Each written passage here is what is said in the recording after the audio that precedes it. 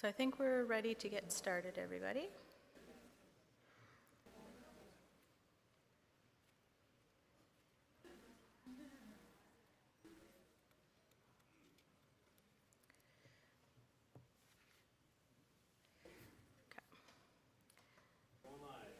All right. Good morning. My name is Cheyenne Joseph, I'm UNB's Bill Widaswin and Associate Vice President of Indigenous Engagement. I'm a proud Mi'kmaq woman, registered nurse, and member of Elsipogtog or Bear River First Nation, located in Mi'kma'ki, parts of which are also known as Nova Scotia. I want to extend a warm welcome to those here in Fredericton and to those in our St. John campus and those viewing the live stream from wherever you are. Before we begin, we'd like to introduce Dr. Michelle Rod, Vice President of Strategic Enrollment, to give a traditional land acknowledgement. So to our Fredericton audience, please direct your attention to the screen. Thank you, Cheyenne. It is an honor to relay this land acknowledgement on this important day. We respectfully acknowledge that UNB stands on the unsurrendered and unceded traditional Wolastoqey land.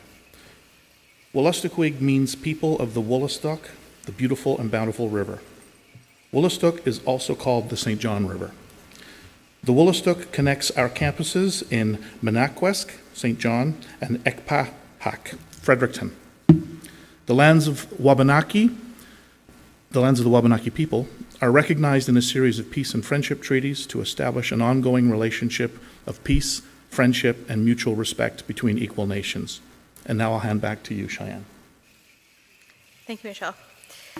Today we gather to commemorate the National Day for Truth and Reconciliation. It's a day to pause and reflect on the historical injustices and traumas faced by First Nation, Inuit, and Métis people of Canada. Our university community plays a crucial role in our nation's commitment to reconciliation. As a center of education, we are dedicated to fostering deep understanding and cultivating a sense of social responsibility. Guided by the principles of the Truth and Reconciliation Commission, we strive to honor Indigenous perspectives and contribute meaningfully to the journey towards healing and understanding. We recognize the importance of this work in addressing historical and ongoing injustices. We're committed to engaging in the process with respect, humility, and a genuine desire for positive change. As we mark this day, I encourage you to listen, learn, and engage with the stories and experiences of the survivors and their families. I encourage each of you to engage in meaningful discussions and consider how we can work toward a future where First Nation, Inuit, and Métis people are prioritized and the principles of truth and reconciliation are woven into the fabric of our institution. Today is not just a day of reflection, but a call to action. It reminds us of our shared responsibility to foster a society that respects and honors First Nation, Inuit, and Métis cultures and histories. Today we honor residential and day school survivors, their communities, and all the children who never made it home. Please turn your attention to the front as Angie and Judy Akwin sing the Woolastoq Honor Song.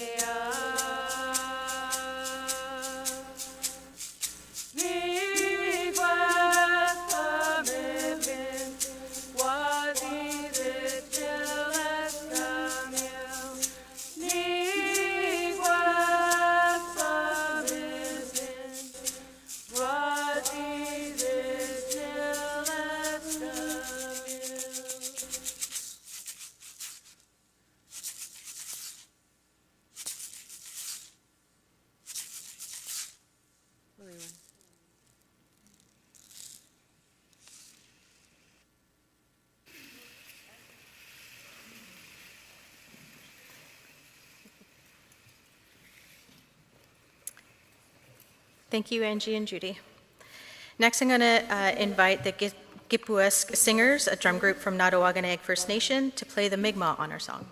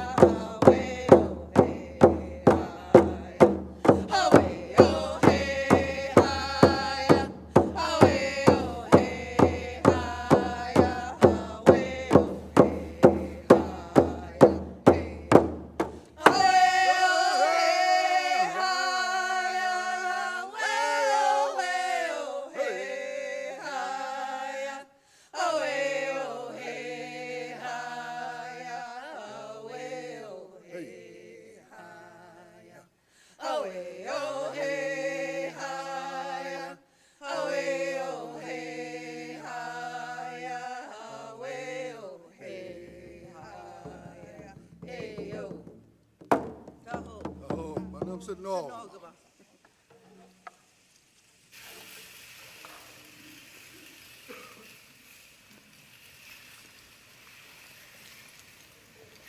Thank you. Thank you to the Gipwusk singers and joined by Telly Paul.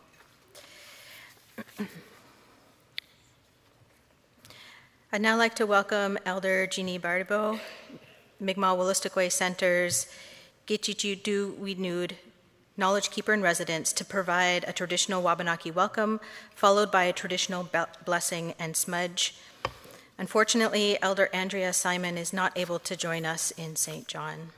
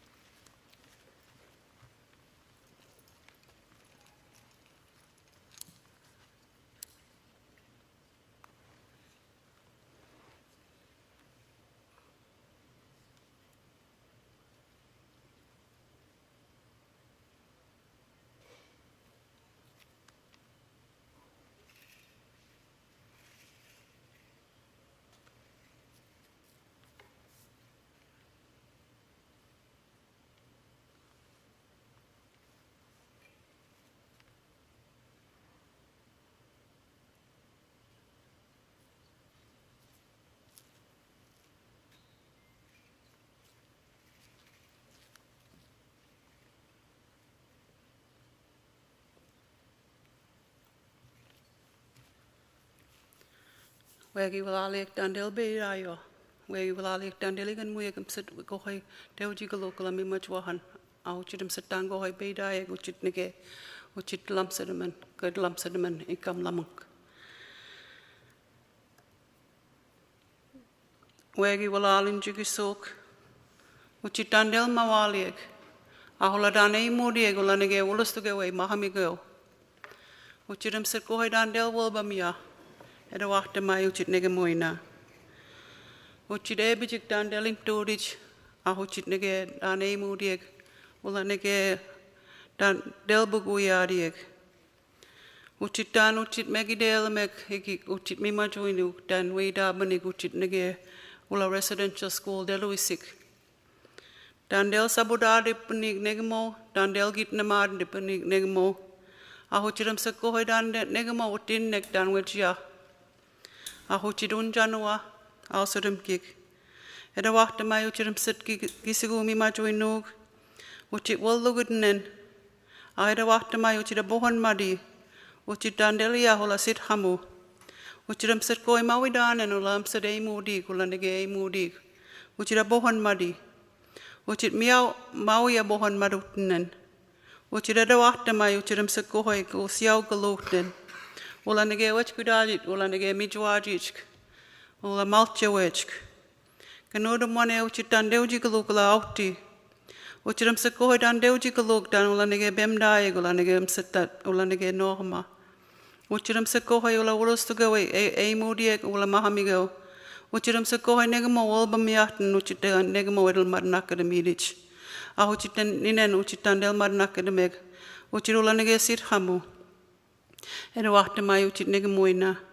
Wegi walali ak chigi sok uchit negamoe, uchit eda wachta mai siau galoten, ula deuji galok ula auti bemdaeg.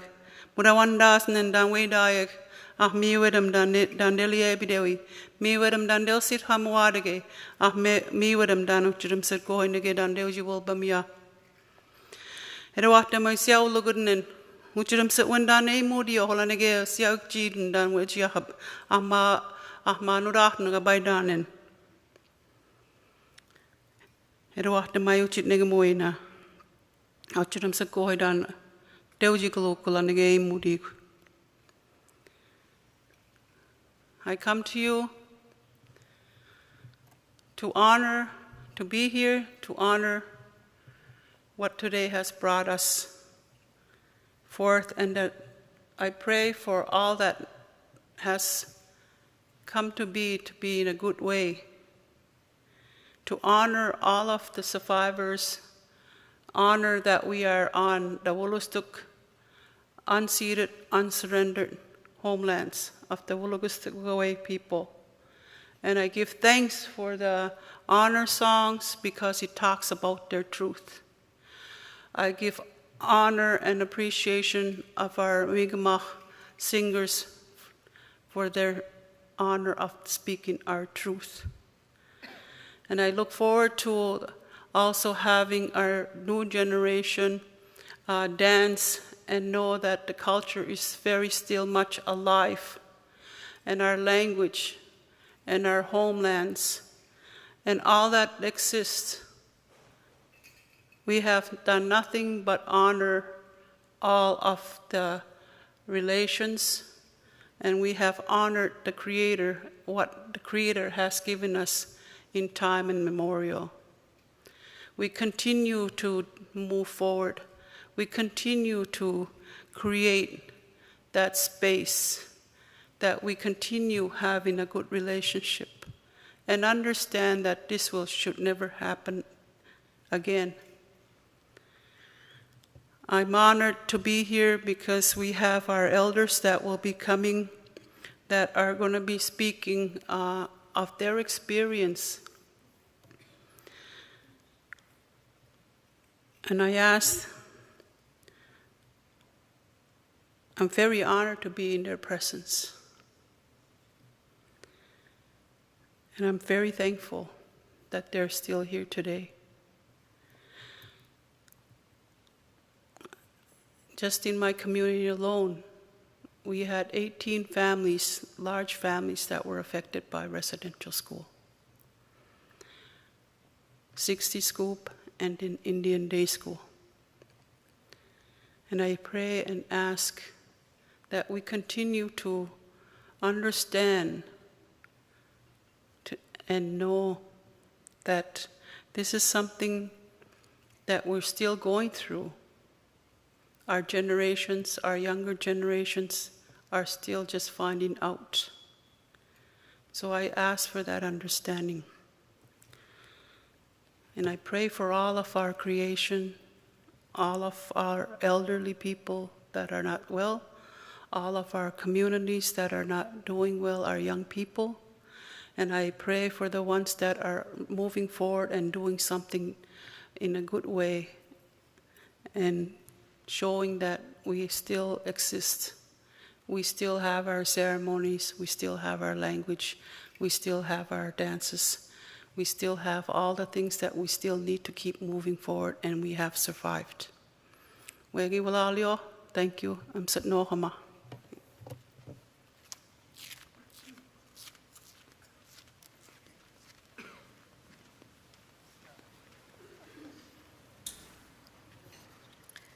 Walalan Elder Jeannie. We're honored to be joined today by distinguished elders and residential and day school survivors. First, I'd like to invite Elder Dixie Paul to provide some reflections on this National Day for Truth and Reconciliation.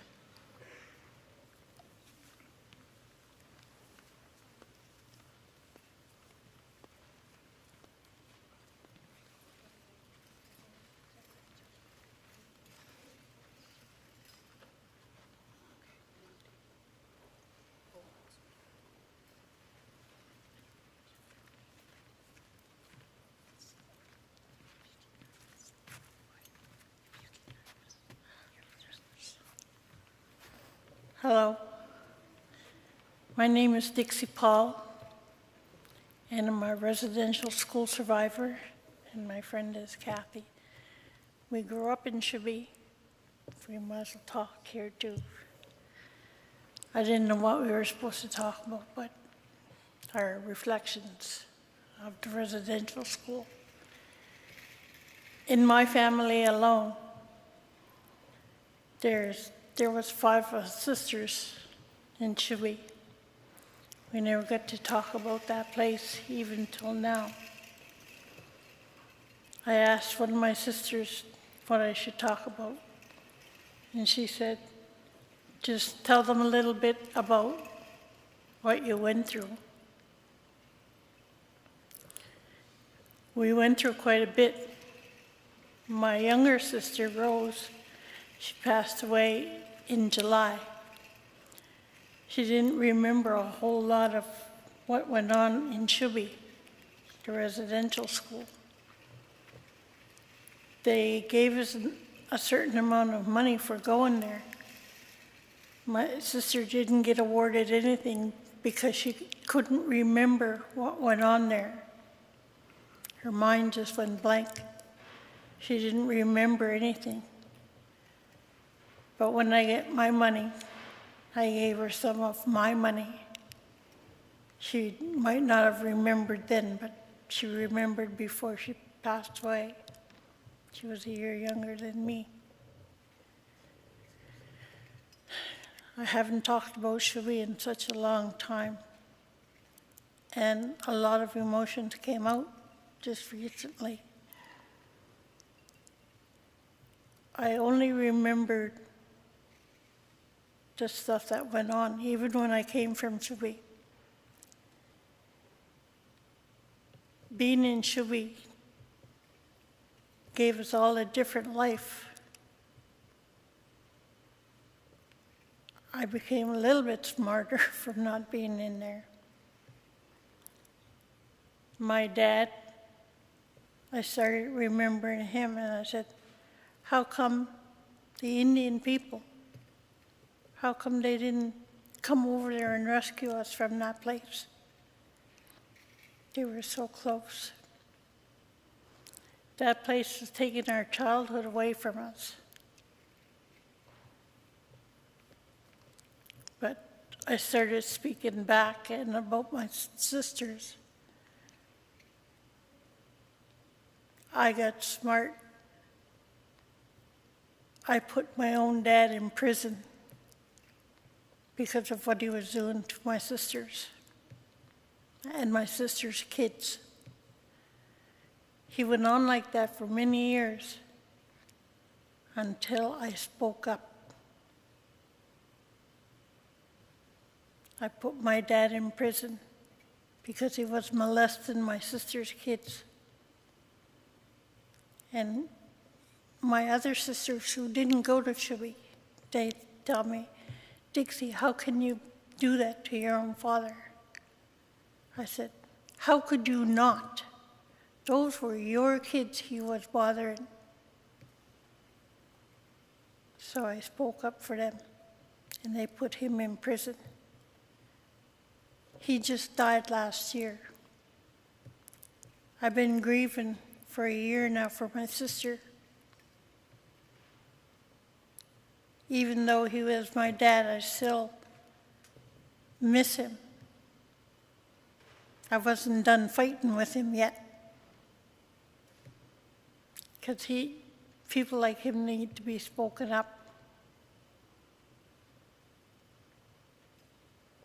I closed my voice off for about a year in grieving. I didn't know what I was going to do with my life. I think it's going to be, I'm going to speak up even more, because people like that need to be spoken up about. Don't keep that in your life, because that was making me sick, what he was doing.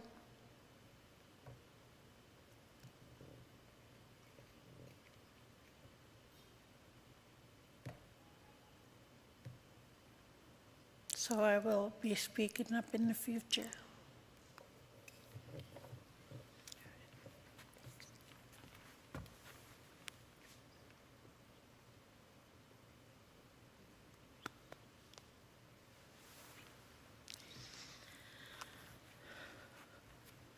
Hi, my name is Catherine Lambert, and I'm from Eskinawabadich, Burn Church. And I'd like to thank UNB for inviting us. I'm a mother of 4 boys and 1 girl, and I'm a grandmother of 5. I attended residential school for the Atlantic. It was Shubenacadie, so I would have been there 2 years. But my sisters before me, they left 2 years earlier, so they were there a long time. So I had 2 sisters that went before me, and then there was me and my brother. My brother was only 5 years old when he was taken, and I was only 7.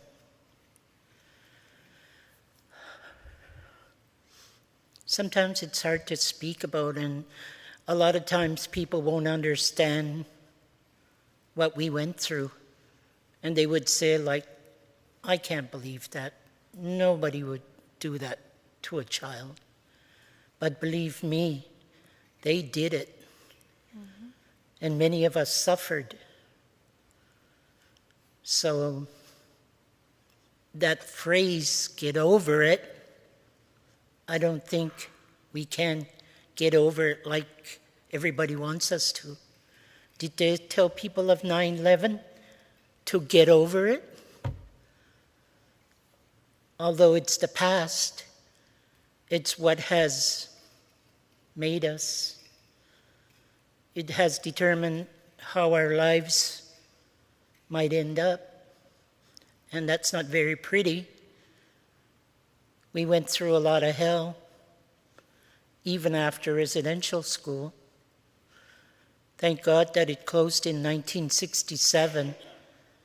I was 9 years old when I was let go.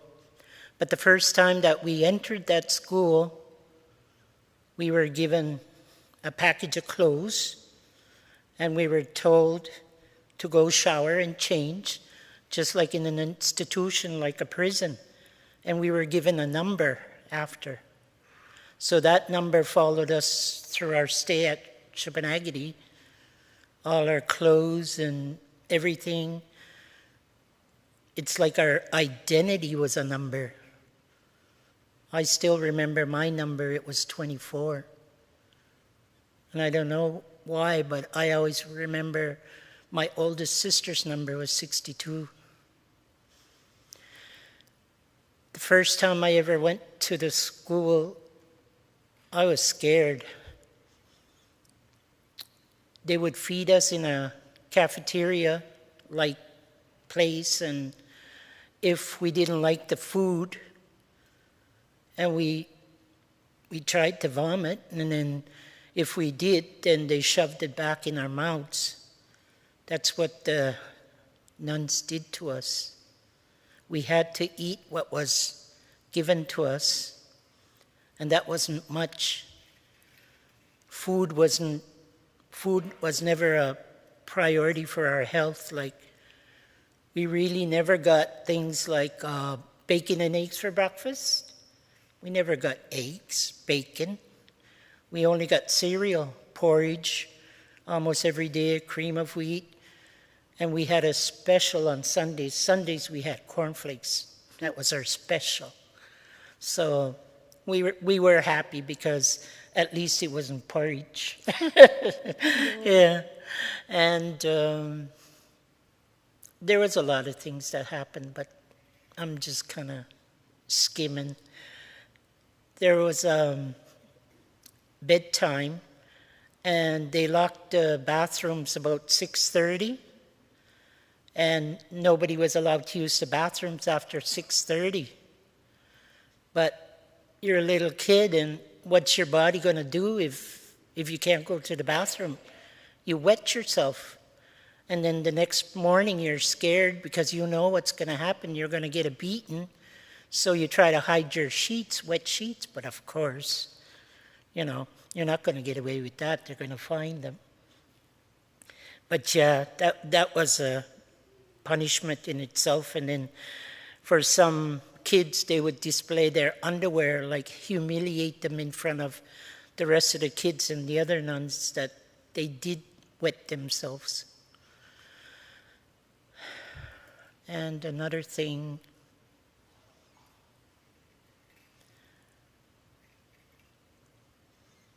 it was when we were told to go out in the wintertime, and they wouldn't care how cold it was.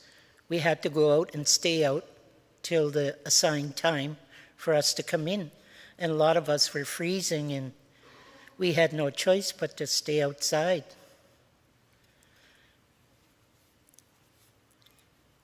And you know the story that has come up in the news about these research or tests that they gave children, like if you had calcium like milk, what's going to happen to a young child, like if you take it away from them for so long. So those were the kind of tests that they were allowed to do on us, as if we were the guinea pigs.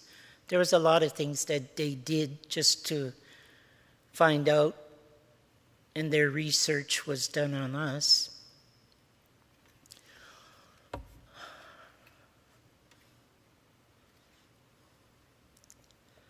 But it was so hard after Ciw,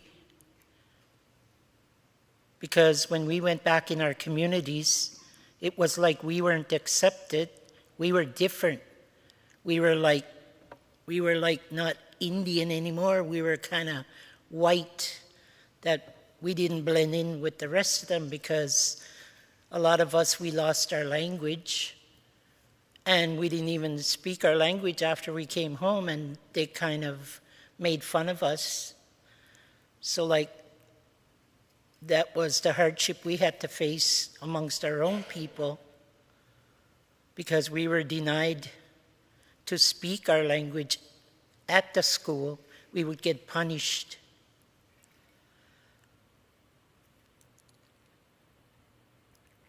Anyway, like, for me, it has affected my life.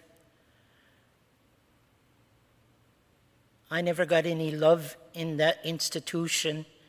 We didn't know what love was, or hugs, or kisses, or anything, because they weren't allowed.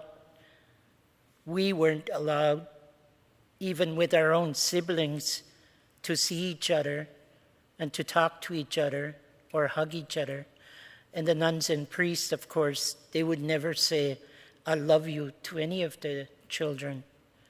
There was no love there. There was only punishment. And then when you're a child, you absorb all that stuff, that negativity that happened, and then you bring it onto your life. And then when you went back to your community, it was like a norm, like abuse. And then as you grew up, then you got into a relationship, and most of us didn't even know how to handle a relationship. We were just following a norm, like even if our partners or husbands were abusive, we thought that, well, maybe I deserved it. I think that's what happens when you don't listen, because this happened to us as children when we're in residential school.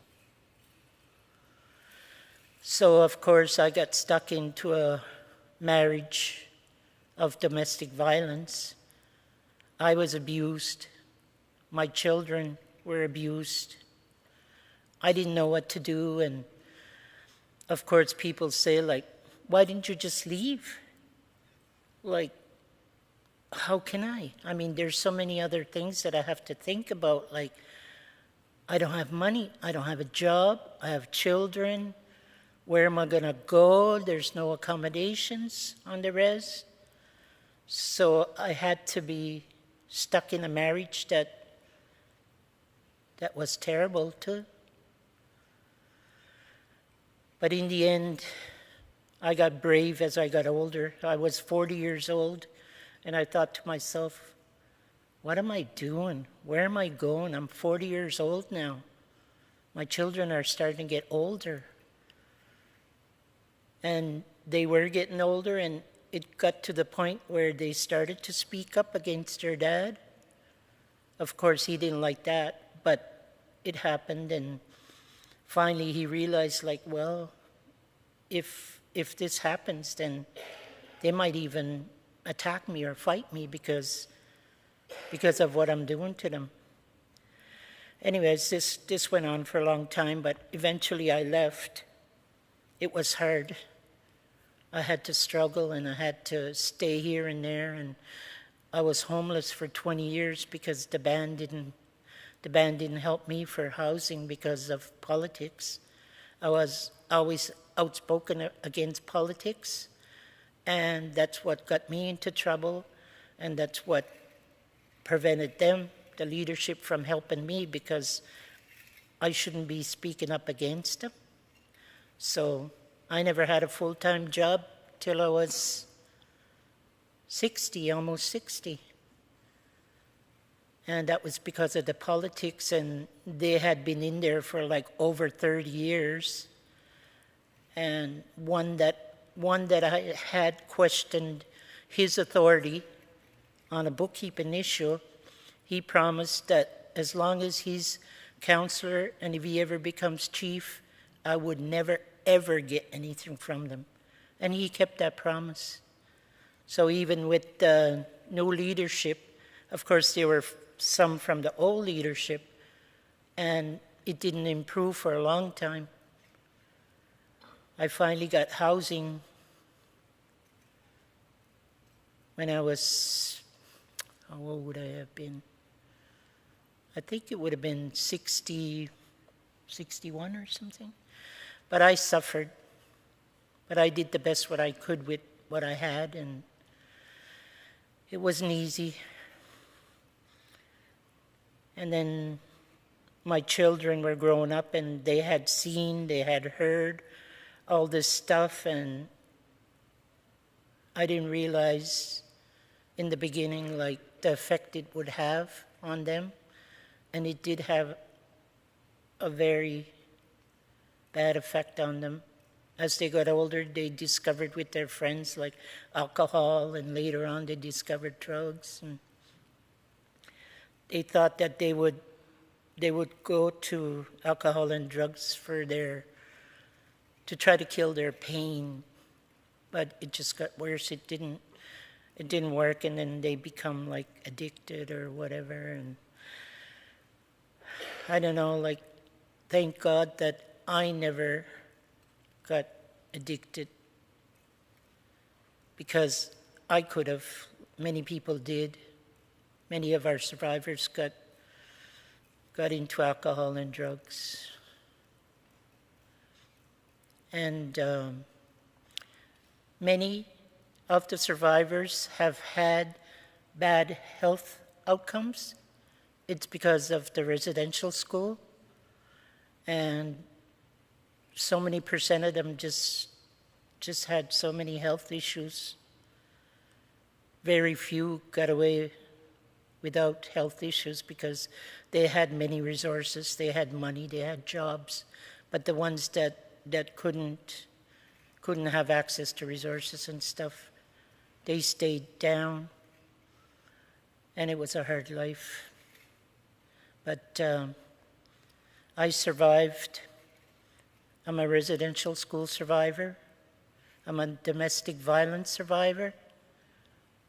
I'm a cancer survivor. So if I can survive all that, I feel like I can survive anything that's given to me. But many people don't know, and it'd be nice if they did their research and heard from many more survivors like me and Dixie, because they are the ones that suffered their health also, because there's a lot of stress, and I've got PTSD, and it's not even resolved. I've got anxieties, I'm nervous. It's taken a toll on me, but I still try to get up every day and just do what needs to be done and try to be happy now. Thank you, everybody, for listening to me.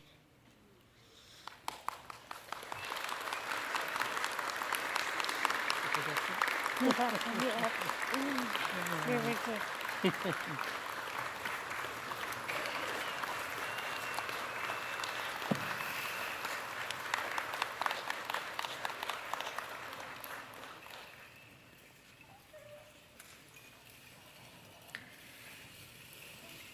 Wiliawin and Walalin, to Dixie and to Kathy for their courage and bravery to share their words and their reflections with us today.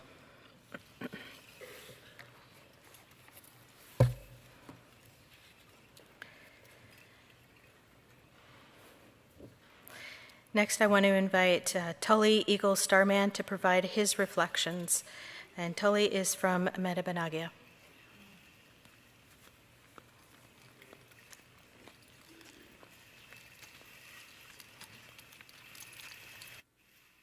Kwe, Sidnorma. National Day, Truth of Reconciliation. First of all, I want to thank UNB. Thank you, sir. Paul. Thank you all for wearing these beautiful orange t-shirts to remember our loved ones that never made it home from the residential school. It is an honor to have you stand here with us. You know, that we are all family. We are all human family of all colors, red, white, yellow, and black.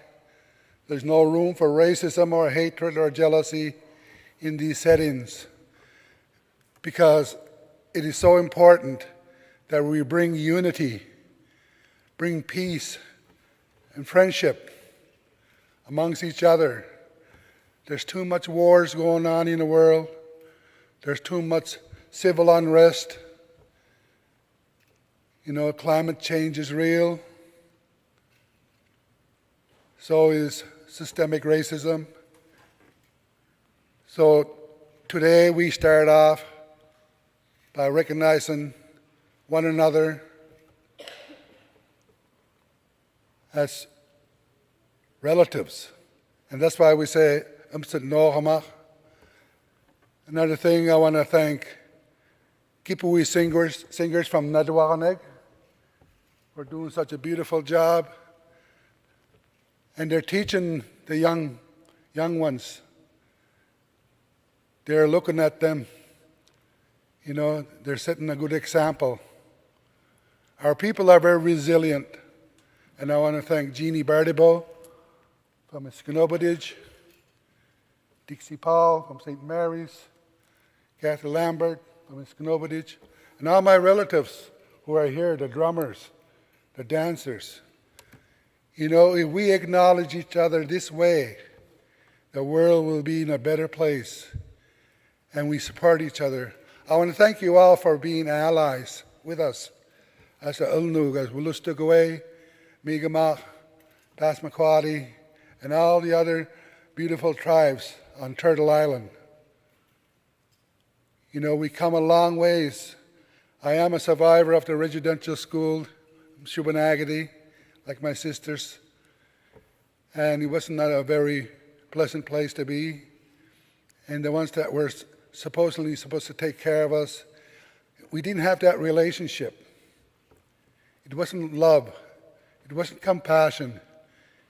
It was very strict, very regimental. And another person I want to thank so much today, my good friend, Martin. Martin, the flam, stand up, Martin. His daughter painted this drum for me. And I sing with this drum everywhere I go now. Sometimes I didn't want to take it out because I'm so proud of it. But over the years, I came a long ways too. When they took us away from our home, there was 8 of us in our family, 4 boys and 4 girls. And they took us away except the youngest one, Judy. She was too young. And we did not see a train or cars. We were just young, and we lived on the res. And one day, this big black car came up into our driveway, and he was an Indian agent. And we were wondering why we were all of a sudden put in this big car, and took us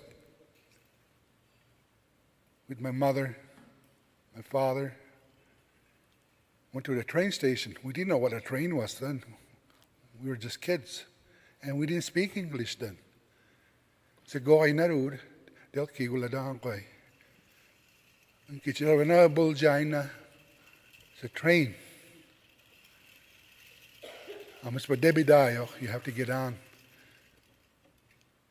El Dayo Nadami, you're going somewhere for a while.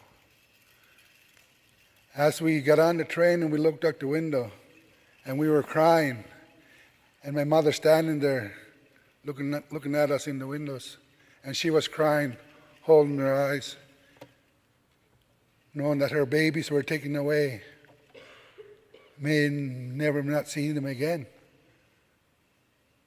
And it was such a terrible feeling, because you as a child, not knowing what's going on. They didn't tell you, oh, we're going to take you away. They didn't come a week before or tell you this. Just one day just came and boom, we're gone. And my mother cried. And my father was very angry, because he was in a residential school in his younger days. So it was like a double jeopardy for us. And when my father came home from the residential school back then, and as we were growing up, we got, because of my father's experience there was a lot of anger, a lot of resentment, a lot of hate, because what they'd done to him. And he told us his story, some of the stories. And it's pretty hard to listen to sometimes, because you can't, leave that in the minds of the people. But when we were taken away, when we got there, it's like my sisters were saying, that we took our own clothes off. They made us put on these little suits, fine shoes that were so tight they were hurting your feet. And we got beaten every day because we spoke Mi'kmaq. We didn't know how to speak English then. We had to learn the English real fast, because every day we got a beating with a horse strap. 20 lashes on each arm every time we said something in Mi'kmaq, and 20 lashes on behind. And if somebody wet the bed in our dormitory, we all get it. So it was all about getting beaten, and calling us names, and they cut our hair, they give us brush, it was like a brush cut. So it took us, I was there from 1965 to 1967 till the school closed. And I was just a young boy then, at 5 years old. When I came out of there, I was 7 years old. And the things I seen there, it wasn't very pleasant. And we were like slaves. We had to go tend the fields, carry rocks and everything else so the cows can graze. And we had to work hard. We had to pile wood. We had to shovel coal into the furnace rooms. And there were things I seen in the furnace room with like a wall, a sand wall, but you can see little skulls in the sand. And seeing those, like you didn't know what to think. And when I seen one, and it so happens, Brother Samson, they called him, he came down in a black robe. He seen me looking at that, and he hit me so hard, my ear rang, and he said, "Don't you mention anything." So I went catatonic for a whole year. I didn't want to speak because I would get beaten. And most of our brothers and sisters were there too. They were very careful if they spoke Mi'kmaq or what they'd done. And sometimes during the recess, we go outside and play. They would have big buckets of molasses sandwiches, and they would throw them out like this, like we were dogs or animals, and we all had to jump for them because there was only limited sandwiches. So we had to fight for those sandwiches. So knowing all these years, I want to thank everybody, who really took part in letting us tell our stories. They say, "Oh, why don't you just forget about it?" You can't forget about something like that. You have to tell your story. Canada has to know your story. what Canada has done, the dark side of history. So when our people come together like this in these beautiful settings with these beautiful people here who understand where we came from, what our stories are and what it's all about, it's more than just wearing a t-shirt. The yellow-orange t-shirt is more than that. It's more about truth and reconciliation and become understanding. This is education. We are educating the world and our students and our people. And UNB, I thank UNB so much. I've been here many times, did a lot of ceremonies here. I thank UNB because allowing us to come here to be able to tell our story for our people and for the truth and reconciliation. Every day is truth and reconciliation. It's not just today, it's every day. And it's more than that because it's about our land, our unceded territories, like the Wolastoqey here and the Mi'kmaq, past Macquarie, all throughout Turtle Island. Our land was stolen. And because of this is why we were beaten so much, we were taken away, they were trying to take the spirit out of us. But to be able to speak about where you come from, it takes courage. It takes a lot of courage. Sometimes you break down and cry. I did a Zoom last week with my daughter in PEI, and she wanted to know my story of being in a residential school. So we did a Zoom on TV on my little phone there, and to talk about it, it really triggered some issues. But you have people who are supportive, who are there for you. And it really helped. And it was at Nadawaganeg, and Chief George Guinness was there, and I knowing they were all there, it kind of comforted me there. And knowing you were all here, that comforts me too. So I want to thank you all for allowing me to tell our story here. Thank you all very much. Because that means a lot to us. And it's not just about Indigenous, it's about the whole Canada. It's about all the peoples. It's bringing that peace and truth and reconciliation, and that's what we talk about, the National Day for Truth and Reconciliation. Today and every day, and they're still finding bodies and the ones who were buried in the schools out west, the anomalies they're finding every day. There's thousands of children that were buried in the grounds. And a lot of parents never got to see their children. They never came home. Imagine if your children went out and played and they never came home. Imagine the feeling, that devastation. And this is our people went through and still going through because of the murdered and missing boys and girls. A lot of them are vulnerable and they get taken advantage of. But when we do this together, it makes us feel more safe. It makes us feel more. You can just have a breather for a bit without somebody. You don't have to look around behind your back as somebody's watching your back, helping you. So we take care of each other as human race, as human beings, as good people. There's a lot of bad actors out there, but we have to continue to speak out about the goodness that is here. There's a lot of goodness here. There's a lot of good people here. There's a lot of good spirit. We come a long ways.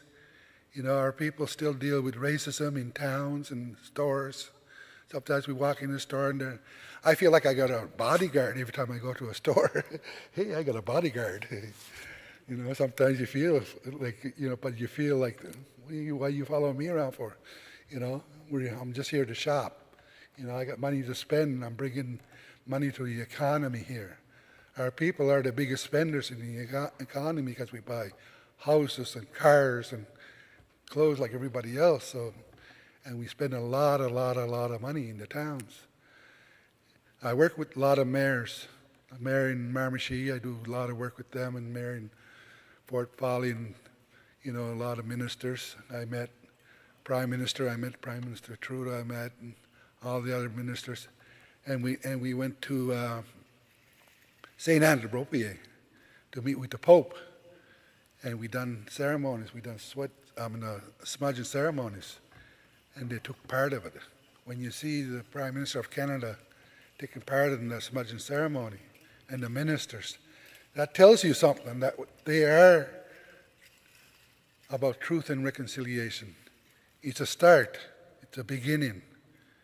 So the more we do this together and the more we teach, remember everything begins at home. What you teach your children at home, they're going to go out there with that. So teach them good. Look for the good and you'll find it. Look for the good in your hearts. Because we are good people, The Wolastoqey people, the Mi'kmaq people, very kind people. We like to share. We share our culture, our ceremonies, our smudging. We share our powwows. People are welcome to come.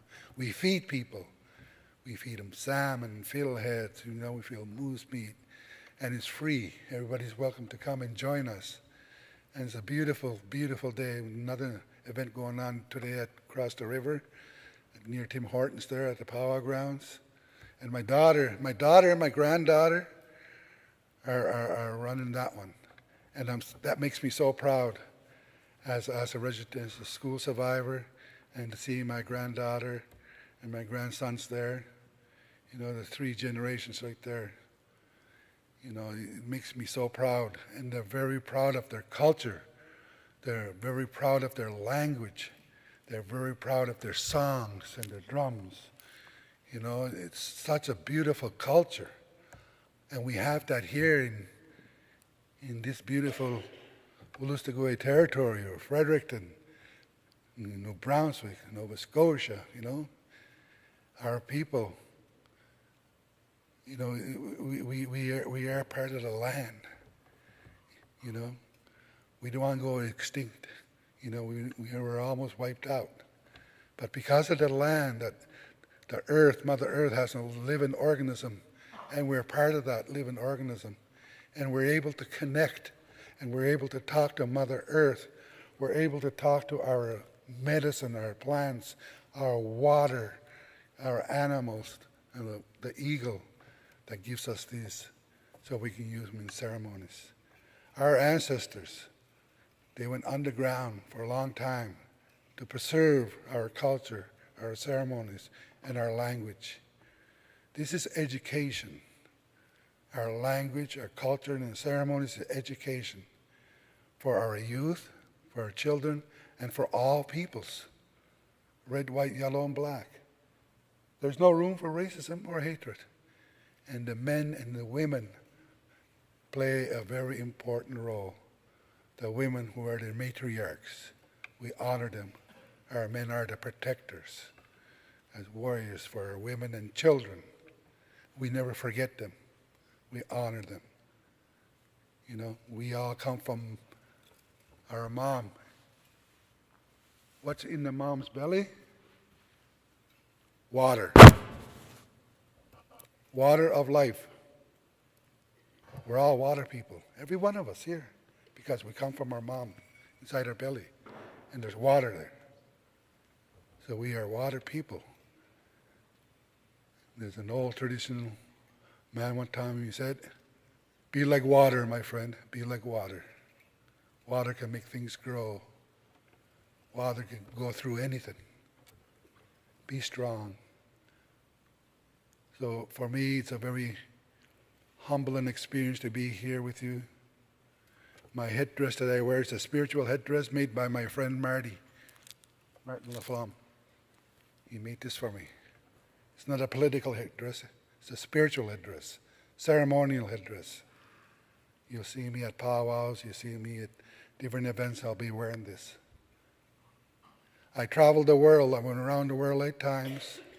I worked in the United Nations for a good many years, and I worked with a lot of very powerful people there, and spiritual people too, like Desmond Tutu. And there's a story I want to tell you about Desmond Tutu and all the other spiritual leaders. We met in Japan back in 1997, and all the spiritual leaders were invited, and we were all there. And I'm sitting next to Desmond Tutu, and he leans over, he says, Tully, I got a message you have to, I just got a message from, you have to tell all the people here, the audience, that this person can't make it. I said, oh, okay. So it was my turn to go up. I went up and I brought my piece of paper, but my paper was blank like this, was blank. You see, because I didn't know how to read. I only went to grade 3, and I didn't learn much in the residential school. And when I came out of that school, I didn't learn much in the other day schools. So I took a blank piece of paper up, and I told them that it's an honor to be here with you all today. And it's a great big screen TVs, and there's 10,000 people outside, and it was a great big place. Crystal Palace, they call it, up in the mountains. Anyway, I said, it's an honor to be here. I want to thank you all. But I have a message, and the message is that Desmond Tutu just told me, all the spiritual leaders are here, but you see, he told me that Pope John Paul can't make it, but Tully Paul's here. I go like that. and all the people were so serious and so, you know, it just broke the monotony there, and everybody started laughing, and it was such a nice feeling to see everybody laughing again. And, you know, then we got out, I told everybody, please stand. And so I want everybody, please stand. Stand up and just... And I just want you to wave your hands up to the Creator, to the Great Spirit. And we're going to turn. Wave your hands to the direction of the grandfathers this way. Yes. And now turn again. We're going to wave our hands to the grandfathers and grandmothers of this direction. Now turn to the north. We're going to wave our hands to the grandfathers and grandmothers of this direction, to the north. So we're acknowledging all our ancestors and grandmothers of the 4 directions. And now go back to the same place you were. And then touch the floor as Mother Earth. So we are acknowledging the life, Mother Earth, grandmothers, grandfathers, for the sacred holy universe, the Great Spirit. Our way of life is our way of life. It's not a religion, it's a way of life. And we give thanks for the food, water, and medicine. So today is a very special day, you know, National Day for Truth and Reconciliation. You heard the truth of what happened to our people. You know, it's not about against anyone. It's about the truth. When you release the truth, it'll set you free from all your denials, all your hurts and pains. So I know there's a lot of healing going on here. Right now, we may not know it, but every one of us was affected by it. Not just Indigenous people, but all peoples throughout Canada, throughout Turtle Island, north, south, east, and west.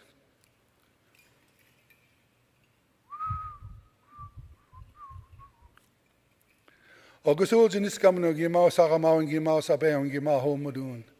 Na wegulali kiskugu chitandin mawaliek. Atandel 6 kilukulusuwakan wesku de mektan way dayak. Nanigaya giskugula machiwe weskidajik. Edoch tamadi jitukilukais kulusuwakan. Which dan way dayak ninen. Nachtame giluku aj pison. Which machiwes dan gisawatach. Oh, Great Spirit, I want to give thanks to you today for bringing us all here together to be able to speak the truth and reconciliation. And as we leave our knowledge and wisdom with our young people that are coming, we give them the truth and we give them that respect to carry on these ways, our teachings. Our children are our future leaders, our 7th generation that's coming. And we must continue, I repeat, we must continue to teach even in the schools and universities, about this day, National Day for Truth and Reconciliation, for us Indigenous people, but for all peoples too, because you are taking part of it. And I am so honored to see so many wearing your orange T-shirts, and that speaks a lot of respect and that kindness. I can feel it in my heart. So I want to thank you all so much. Noegu lalio, but I'm sud norma. Aho.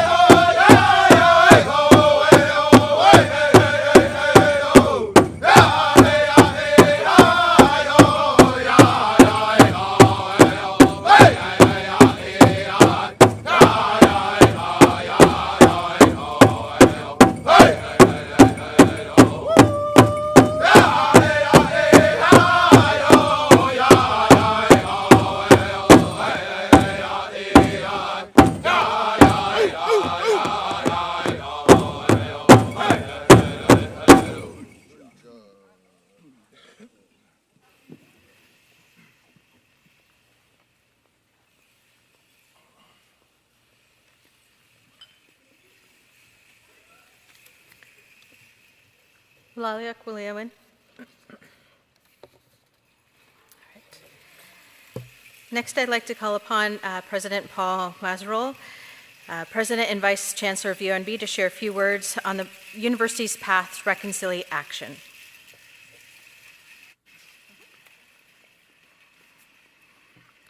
Thank you, Cheyenne. Good morning, everybody. I want to begin by thanking the elders and the residential and day school survivors for sharing their very powerful stories with us today. Of course, I feel very honored and moved to listen to their firsthand accounts of this tragic time in Canada's history. In particular, Elder Marion, Elder Catherine, Elder Ivan, Tully, thank you for your sharing those powerful stories. Your voices help us to better understand the impact residential and day schools had on you, your families, and your community. So again, thank you for sharing your stories, but also thank you for your courage. It is very important that we build and maintain safe spaces to share these stories, to raise awareness and to allow for authentic reflection as a community. Thanks to you, we're able to pause, reflect, and acknowledge a very difficult truth. Obviously, I'm very privileged to be here today and to reconfirm UNB's commitment to truth and reconciliation.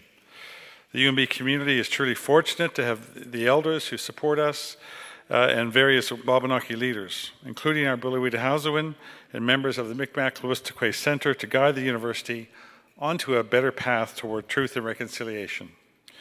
They also help us to guide us in our organization of very powerful events like this one that help us to reflect and helped us to learn. 9 years ago, in 2015, the Truth and Reconciliation Commission released 94 calls to action to redress the legacy of residential schools and to advance the process of reconciliation. As a university community, many of the calls to action are impactful, as education plays a leading role in reconciliation. Our responsibility to respond to the calls to action has guided our vision for the future and for the university we desire to become, connected to community. We're working hard to find and remove barriers to education, to help close the educational attainment gap, and to support a greater understanding of Indigenous ways of knowing, being, and doing on our campuses and in our communities. In 2018, with the guidance of Elders David and Imelda Purley, we developed UNB's Truth and Reconciliation Action Plan. When we look at the plan today, we see that we've made progress and continue to move forward each and every year, but steps forward, no matter how small, still can have an impact. But we still have lots of work to do. But we do see progress. So now if you look on our campus, we see the Wabanaki Confederacy and the Wolastoqey national flags flying permanently on our Fredericton campus to acknowledge that this campus sits on traditional Wolastoqey territory. And with Cheyenne's leadership, we've also implemented a new policy to create safe and respectful places on our campuses where community members can engage in smudging and pipe ceremonies. These actions are tangible ways to move forward on our commitment to create spaces that acknowledge and celebrate Wabanaki culture and history. But there is more work to be done, and we're very grateful to have the guidance of our Elders Council and indeed our Bulawidahausawan as we continue that work to move our institution forward. We know that we have a responsibility to use our skills and our knowledge to do good, to make the world a better and more just place for all in our communities, our region, and the world. As we address the challenges facing our planet, such as climate change and healthcare, the UNB community will continue to ensure that we are incorporating Indigenous ways of knowing, being, and doing in all that we do. So while we must continue to listen and learn, we know we also need to continue to move toward reconciliation. We must continue to make progress on our plans and see them through. We believe we have a good path forward to be successful as an institution. But we must continue to plan and continue to act. I want to close by thanking you for joining us this morning to acknowledge the past, to help join us in acknowledging a difficult past, and to listen and to learn. I want to thank especially our elders and our survivors for sharing their knowledge and their leadership. Their wisdom provides immense, powerful insights into the ways that we continue to build bridges of understanding and to seek a greater truth. Our commitment to truth and reconciliation lies behind all that we do as a university as we continue to walk this path forward together, a path of greater understanding, of knowledge, and of impact. Before I end, I want to thank in particular Cheyenne, Elder Jeannie, also Natasha Simon, Todd Ross, Angela Heer, and everyone who worked to support this event. Wialalok. Thank you.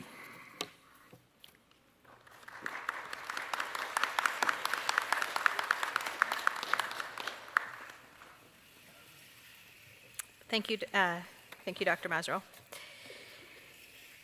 All right, Leah Thurber is unable to join us in the St. John campus, but in St. John we have Andy Mosier and Kim Beaufort who will be providing some reflections from Indigenous students. So in Fredericton, I'll get you to turn your attention to the screens.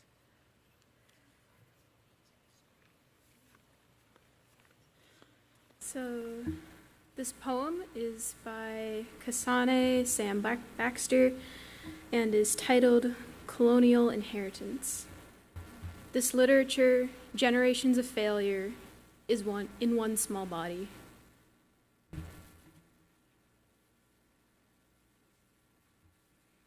And I'll be sharing with you Reconciliation by Chief Stacy LaForme. I sit here crying. I don't know why I didn't know the children. I didn't know the parents, but I knew their spirit. I knew their love. I know their loss. I know their potential. And I am overwhelmed by the pain and the hurt, the pain of the families and friends, the pain of an entire people, unable to protect them, to help them, to comfort them, to love them. I did not know them, but the pain is so real, so personal. I feel it in my core, my heart, my spirit. I sit here crying, and I am not ashamed. I will cry for them and the many others like them. I will cry for you, and I will cry for me. I'll cry for what could have been.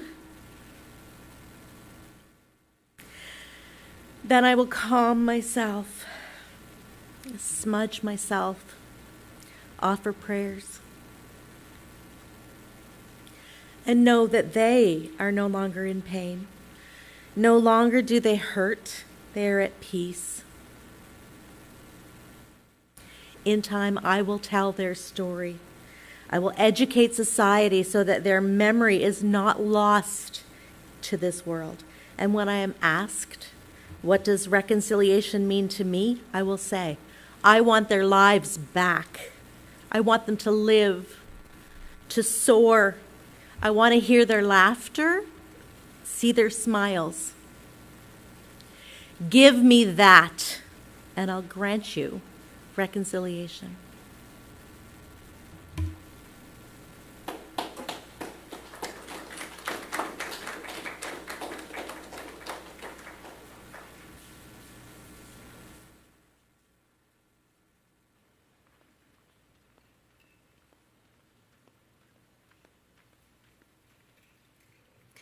Thank you, Andy and Kim. I'm now pleased to welcome the Muskrat Singers, Kiana Kingbird, and the Medicine Jingle Dancers, as well as junior dancers.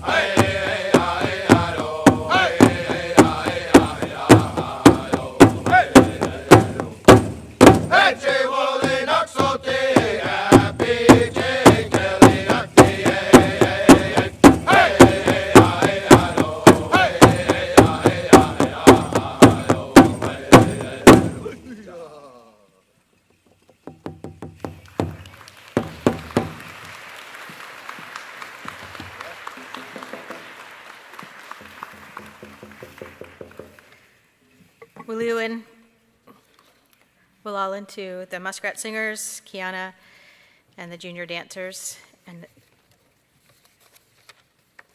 the Medicine Jingle Dancer. It's been my pleasure to be your MC today, and before you leave, I'd like you to take a moment. There are orange hearts available here in Fredericton at the back of the room at the entrances. I invite you afterwards to place an orange heart on the Sweat Lodge, the Tree of Reconciliation structure to my right. We invite you to share your own reflections on these hearts.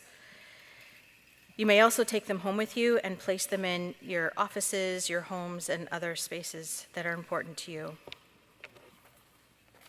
And I want to welcome back Elder Jeannie to lead us through a closing prayer. Following the prayer, we will have a moment of silence to honor the memories of those who suffered and to reflect on our commitment to reconciliation.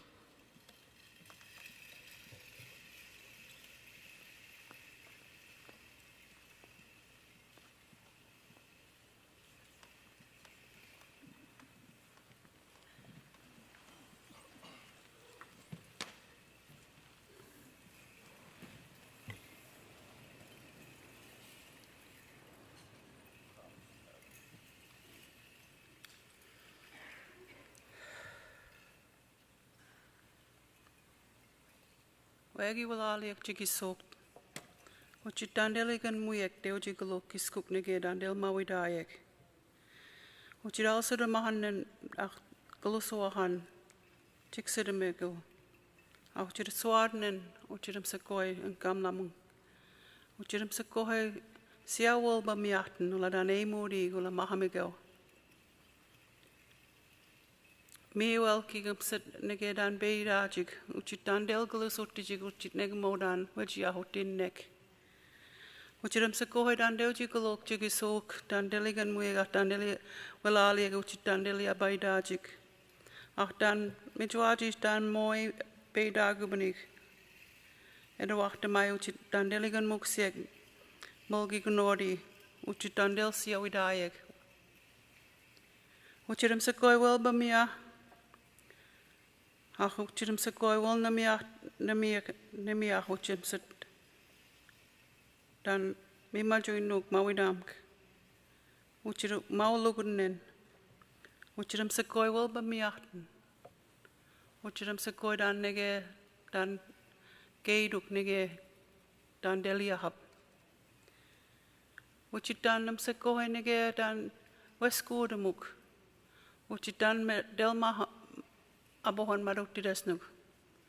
Chidlia dan modig. Chidlia dan eldaik. Siawol bamiachtach nigamoina. Heda wachte mayu chit nigamoina. Wegi walalik chigisok chit kiskuk. Ach wegi walalik dan deligan muyak kiskuk. Heda wachte mayu chit nigamoina. Ach chida alsa de mahan. Siawol bamiachten. Ach siawaikten. Uchit kunjaninen. I'm sit. Wegi walali kuchit negamoina. I'm sit no hama. I want to just try to come close to translating what I just said. Mind you, our language is very descriptive, so a lot of times we're not able to translate some of it in English, and it's very difficult. I'm always thinking in my language, and I'm always having a hard time struggling the English language even today. But I ask that we continue to do what we need to do and just kind of reiterate everything that has been said and done, and the university that has given us this time and space to do this. And I thank the President, I thank Cheyenne, I thank all the elders and survivors that came here today, and our dancers, and our drummers, and our medicine jingle dancers. These ceremonies that when they dance, they honor our ancestors, the drummers, They're honoring our ancestors. The ceremonies that we were not allowed to celebrate, and it's only been 50-some years that we've finally been able to do our ceremonies without being arrested, without being condemned, without being punished. Only 50 years, and we have a lot that we have to catch up on. And you are able to give us that by paving that way for us, being on our unceded and unsurrendered territory, that we have just as every right to create what we need to create, to provide that space for our people, that we continue to have our own space to help them through what they need to go through. Ground them in their roots, ground them in their traditions.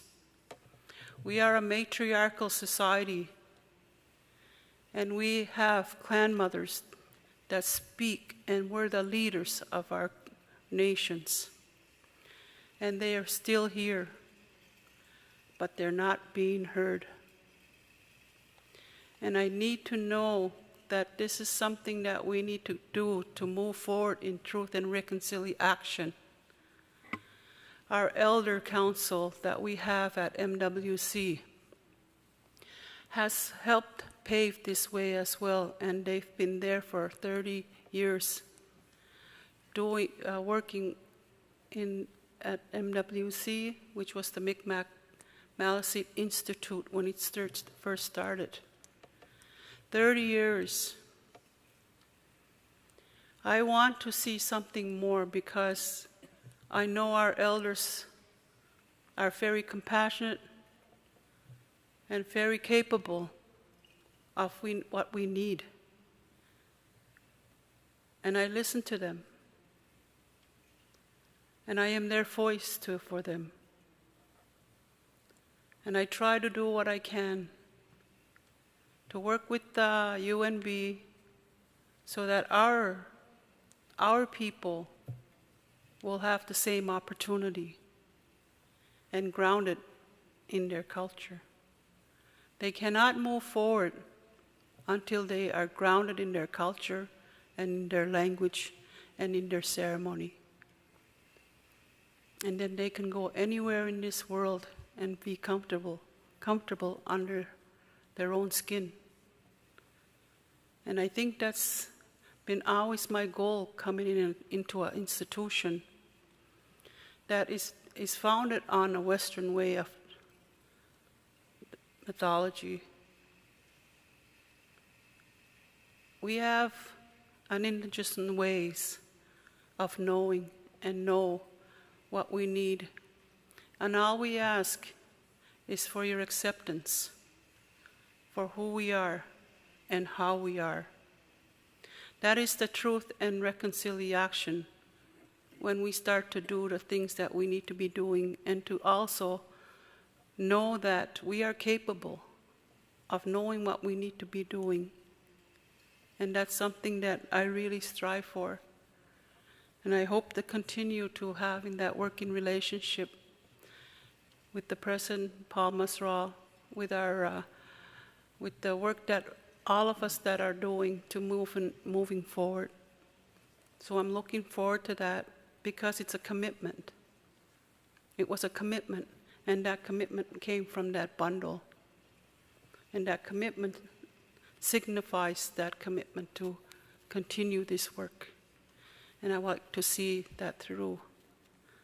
And I'm hoping and thankful for all of that, because I know it is these young people, it is these young children that are not here today and are survivors that has taught us many things in what not to happen again, and the teachings that they brought to us and what they have gone through. It's a learning. Our ceremonies is all about praying and that we all unite as a people. And I'm looking forward to seeing so many of you. Very thankful seeing you here, providing that space and that time away from your families, because that's what happened to our survivors. We're here for just this few hours. They were there for years and years, and some didn't come home. So when we're away today, away from our little ones, just for a few hours, we miss them. So when I asked the Creator for all of us to open our heart, that we continue to move forward in a good way, in a compassionate way, like the elders that we have in the council, that they have been very patient, very compassionate, and done a lot to try to see what all of this that's already come to be. And I continue to look at the vision and their dreams of what they want to continue to see. And so we keep moving. And when I'm not around to be part of that, there will be somebody else that will take that part and will continue that. That's how it needs to be. That's how it's been for generations and generations and generations for us. And we're still practicing it today in good relations. So I said, Nohama, thank you for listening. Thank you for being here. My relations. Nohama.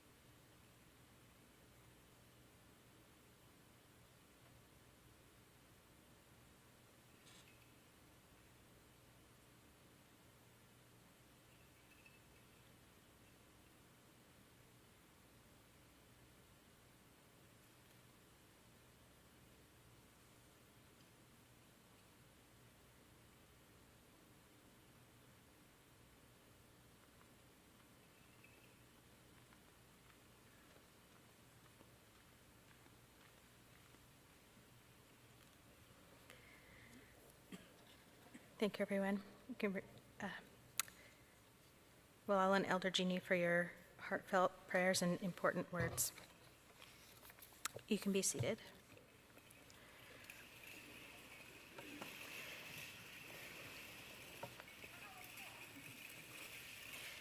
As we conclude our gathering today, I want to express my deepest, sincerest gratitude to all of our speakers, elders, survivors, performers, and attendees.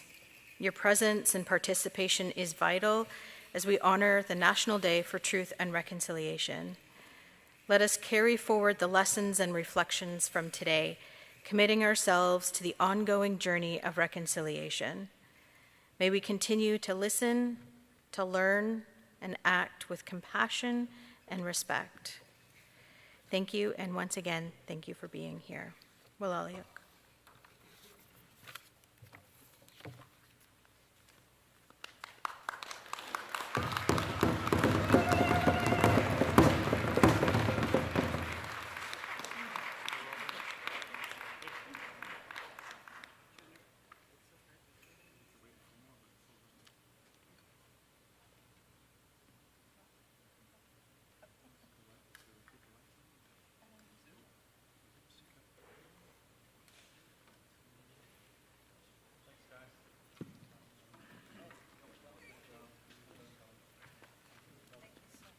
Can we get the regular lights turned on in the, yeah, thanks.